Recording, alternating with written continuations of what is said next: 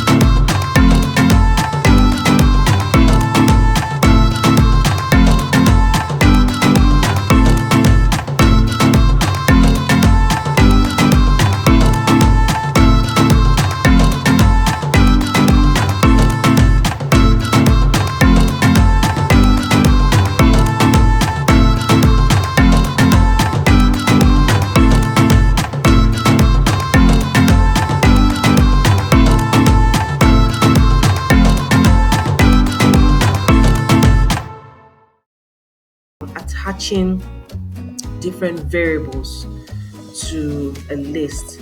So whichever variable you pick out to access is still the same existing items in that list. So you just assign different variable names to it. Now I could say, let me just create a new variable here. I could say new list is equals my shopping list.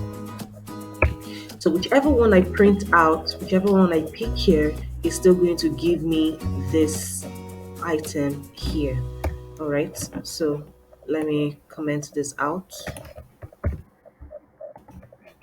So I could say print new list.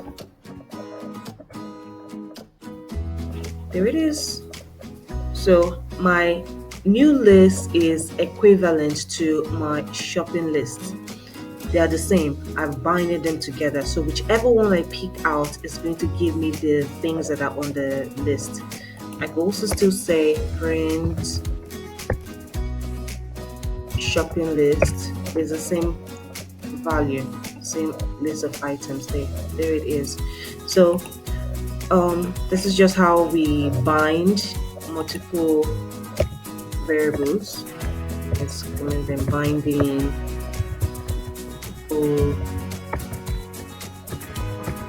multiple names or variables to a list.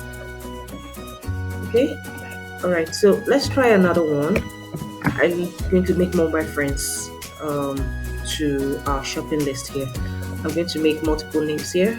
Let me make more one. I'm going to say A equals B equals C equals D equals F, and it goes on and on and on, and it's going to be equivalent to our either our new list or equivalent to our shopping list. Okay, they're all the same. So whichever one you pick out is still going to give it the same value there. So I'm going to say print